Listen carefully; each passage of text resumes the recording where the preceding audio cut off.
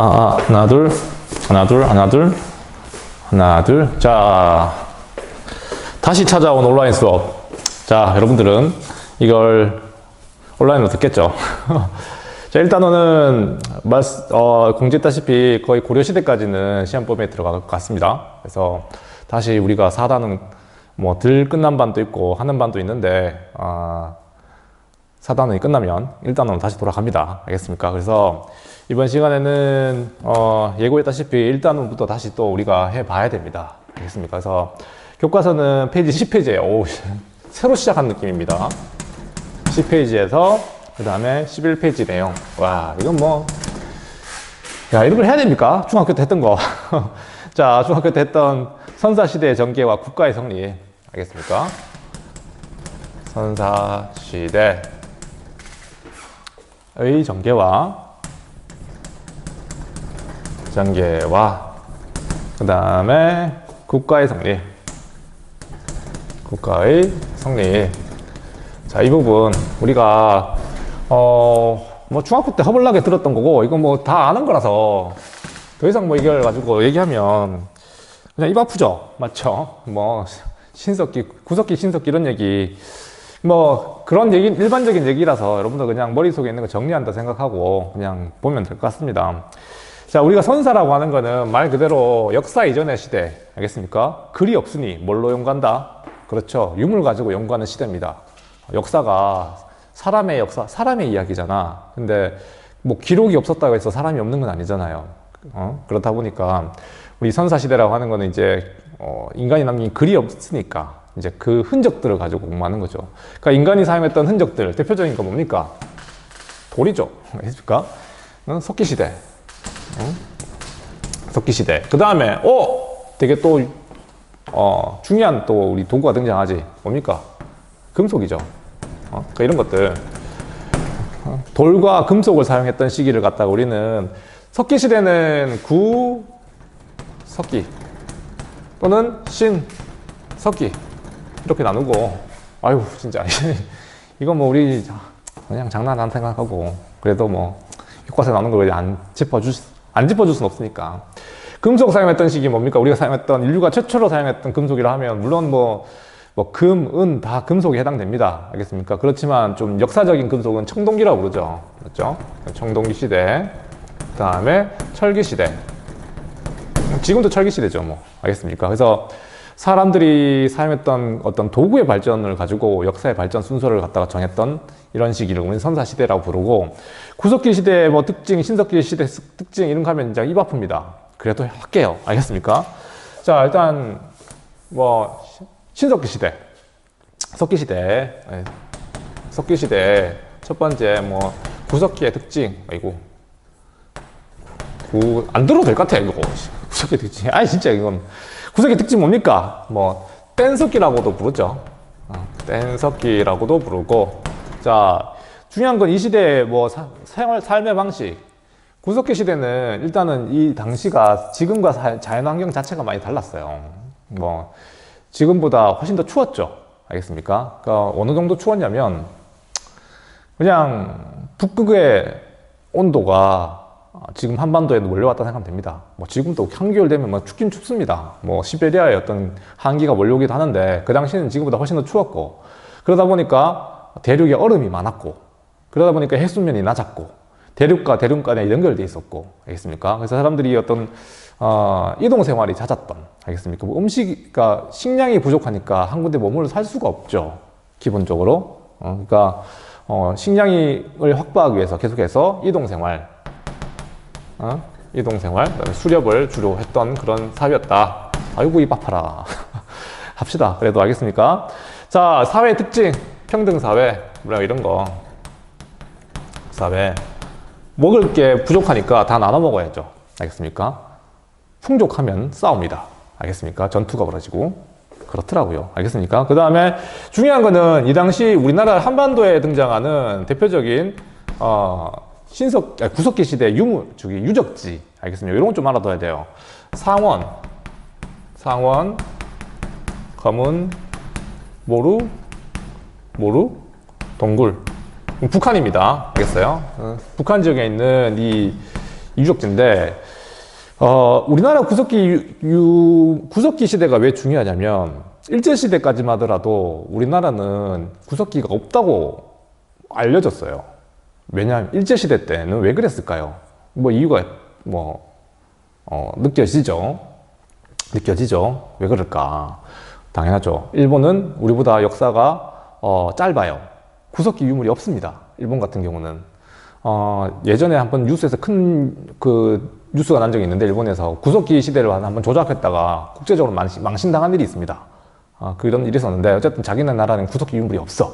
한 번도의 구석기 유물이 있으면 어떡합니까? 자기들이 지배하는 나라가 역사가 더 길면. 그러니까 이걸 옛날에는 애써 일제시대 때는 부정했던 건데, 해방 이후에 구석기 유물들이 많이 발견됐어요. 요걸 상원 검은모루 동굴, 알겠습니까? 그 다음에 공주 석장리,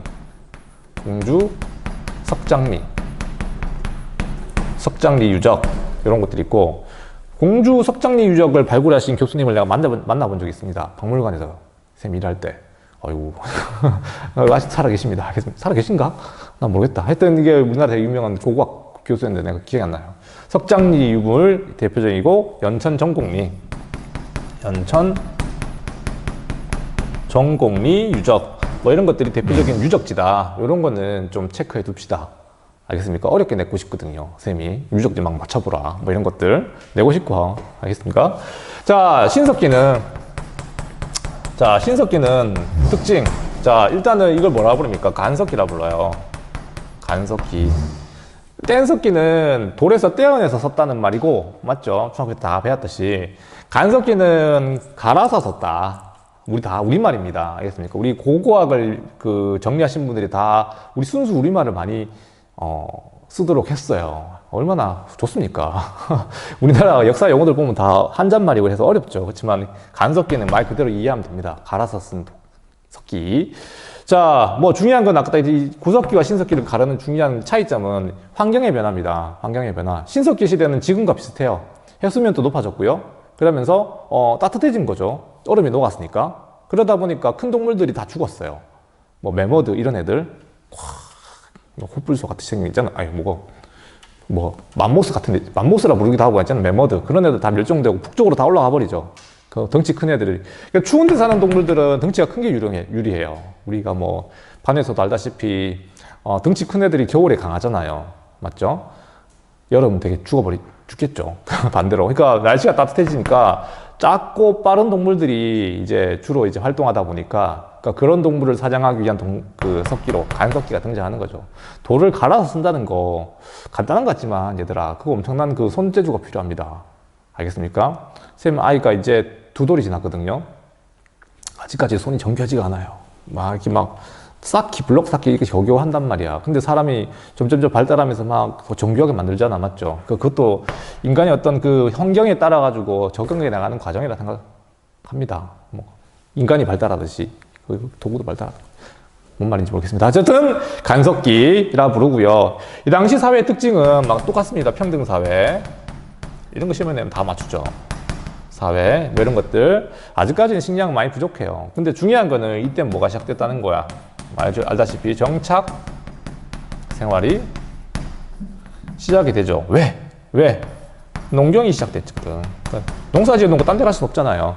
그러니까 이게 어떤 의미를 가지자면, 인간이 직접 이제는 식량을 생산하는 단계에 이르렀다. 너네도 이렇게 생각하면 되게 획기적인 발전 아닙니까? 맨날 수학 숙제를 갖다가 남의 거를 뺏겨 적다가, 근데 내가 스스로 문제를 풀어봐요. 얼마나 큰 발전입니까? 농경이라고 하는 거는 인간이 자연의 마련된 식량을 쫓아다니는 그런 생활에서 자기 스스로 생산하는 단계로 발전했다니까요. 이게 이제 중요한 발전이죠. 그러다 보니까 문화도 발전하고, 그 다음에 이 당시에 신앙도 발전하고, 초기 신앙, 너네 중학교 때 기억난지 모르겠습니다. 토테미즘, 애니미즘, 샤머니즘, 이런 것들. 책에는 안 나오는 것 같은데. 알겠습니까? 그러니까 이런 식으로, 발전해 나갔죠. 자, 이런 것들. 신석기 시대 대표적인 우리나라 유물 뭐가 있었습니까? 빗살무늬 토기. 진짜 짜증난다. 맞죠? 다 맞추는 거. 토기. 농경을 하다 보니까 토기가 등장하고, 이거 우리나라 빗살무늬 토기. 이런 거는 그만하고 싶다. 토기. 맞죠? 너무 반복적이라서. 자, 그렇고요. 네, 한번 확인해보고 잘 찍히는지. 잘 되고 있습니다. 자, 이제 청동기 시대. 청동기 시대. 알겠습니까? 청동기 시대, 철기 시대 따로 해야 되는데, 미안해. 금속기 시대. 금속을 사용했던 대표적인 중에는 청동기가 있죠. 청동기. 그러니까 청동기 시대에는 중요한 거는 얘들아. 그러니까 일단 뭐 청동기라고 하는 거는 우리나라에서 처음 사용된 건 아니에요, 당연히. 알겠습니까? 그러니까 청동기는 우리나라에서 발견되는 유물이긴 하지만 이걸 처음 만든 거는 아마 저 중앙아시아 쪽이었던 걸로 보입니다. 알겠습니까? 청동기가 어떻게 생겼니? 다 칼 뭐 이런 거잖아. 맞죠? 우리는 농경을 주로 하는 나라 같은데 왜 칼 이딴 걸 갖다가 유물로 만들었을까? 그건 유목민족의 상징이거든요. 우리는 만들었다면 낫, 호미 이런 거 만들었겠지. 청동기를. 그거 아니잖아요. 물론 그걸로 농사 짓겠다는 게 아니라 그러니까 청동기는 어쨌든 중앙아시아에서 유목민족이 어떻게 우연히 발견했을 거라고 추측됩니다. 이게 이제 동아시아까지 정해 쓰인 거고 우리나라에도 청동기 문화가 유입됐죠. 맞죠? 대표적인 건 어쨌든 우리나라 청동기를 배경으로 해서 발전했던 국가라든가 뭐 이런 부분들인데 대표적인 이 청동기 유물이 뭐가 있습니까? 우리나라 한반도. 한반도를 말하는 겁니다. 한반도를 말하는 거예요. 한반도에 발견되는 대표적인 유물. 그만할게요. 비파형 동검. 진짜. 비파형 동검. 뭐 이런 것들. 세형 동검도 있지만 하지만 그것도 시대가 많이 뒤쪽에 나오는 거라서. 어쨌든 비파형 동검. 이게 대표적인 우리 유물로 알려져 있죠. 토기라 하면 어떤 게 있습니까? 토기. 이 당시 발견된 토기 민무늬 토기라고 부릅니다. 민무늬 토기. 빗살무늬 토기, 민무늬 토기. 얘 왜 무늬를 없애버렸을까요? 여러분들이 한번 생각해 보세요. 온라인 수업에서 이런 걸 다 설명하려니까 짜증납니다. 알겠습니까? 이게 한번 대화해보면 재밌는데. 나는 알려줄 수 이거 나도 옛날에 박물관 일하면서 많이 물어봤어요. 아니, 이게 더 퇴화된 거 아니냐고. 무늬가 있다가 없어졌는 건 퇴화된 거 아니? 더 화려하게 발전하는 게 더 좋은 거 아닌가 했는데, 퇴화되는 게 왜 발전 뒤에 나오는가? 나중에 했으니까 설명해 주고 싶지만. 자, 그 다음에 토기는 빈무늬 토기. 이 당시 사회는 어땠을까? 사회. 이거 우리 시험에 낸다면 이런 거 많이 내겠지. 계급 사회. 맞죠? 계급이 등장한다. 맞죠? 이런 것들이 중요한 어떤 변화들입니다. 그 다음에 이것 때문에 말할 수 있는 게 국가의 발전. 국가의 탄생이라고 적을게요. 탄생. 국가는 사실 원래 불평등한 겁니다. 지배자가 있어야지 이게 돌아가는 게 국가거든요. 평등하게 있잖아. 돌아가는 건 동아리밖에 없어요. 알겠습니까? 무리 있잖아. 뭐 5명의 모습 다 동아리 생활하는 애들 국가 규모가 크죠. 알겠습니까? 지배층이 등장하는 수밖에 없었고, 자, 이 청동기를 배경으로 탄생한 최초의 국가는 알다시피 고조선이었죠. 아이고 입 아파라. 자, 고조선 사회를 알 수 있는 우리의 어떤 흔적들은 있어요. 대표적인 게 팔조 금법이라고 하는 거고, 맞죠? 팔조 이 중에 3개가 남아 있습니다. 알겠습니까? 3개가 남아 있고, 이걸 통해서 우리는 이 고조선 사회가 계급이 있었네. 일단은 맞죠? 계급이 있었고, 사유재산이 있었고, 먼저 저기 재산이 있고, 그 다음에 형벌제도가 있고, 그 다음에 계급 사회였다.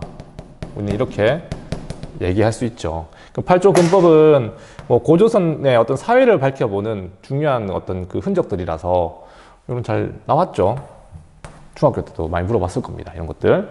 자, 이게 이제 발전해가지고 우리가 좀 역사성 있게 봐야 될 게 이제 위만조선이라고 하는 건데, 위만조선.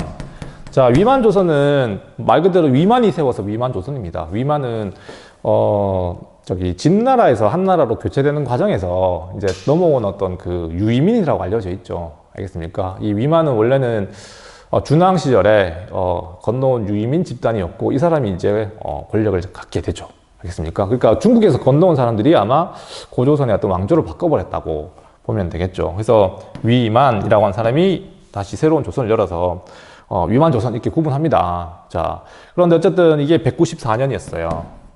194년에 이렇게 탄생했던 나라가 기원전 108년에 멸망하게 되는데, 특히 위만조선과 관련해가지고 우리가 중요하게 다뤄야 될 점 뭡니까? 뭐 허벌나게 같은 거 있잖아요. 일단은 이때가 이 철기 문화가 본격적으로 수용돼요. 알겠습니까? 그러니까 청동기 시대인데 철기도 있었어요. 철기도 있었는데 이 철기와 청동기를 막 구분해서 막 옛날에 설명도 많이 했었는데 그런 거 지금 이 상황에 또 하긴 그렇고요. 어쨌든 철기가 들어오게 되면서 생산력이 크게 높아집니다.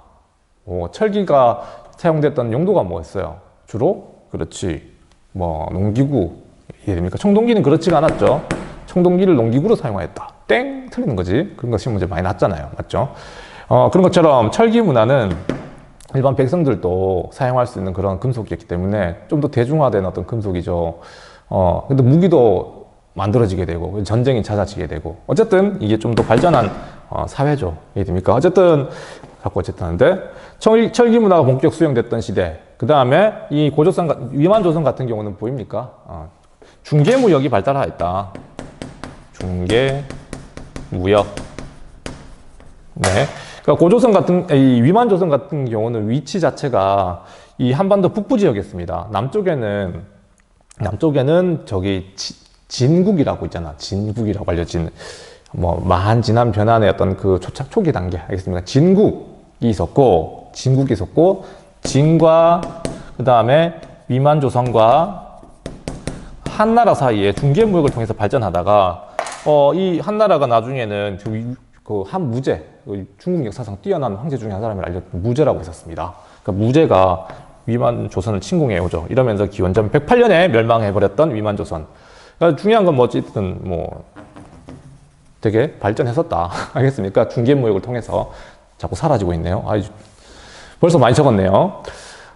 여러 나라의 등장, 이거 할까요? 철기시대 얘기를 해야 되는데, 좁다, 야. 어떡하지? 그래도 찍을까? 잠깐만요. 몇 분 찍었나요? 네, 한번 끊어야겠네요. 자, 여기까지 하고요. 한번 끊을게요. 자, 샥샥샥.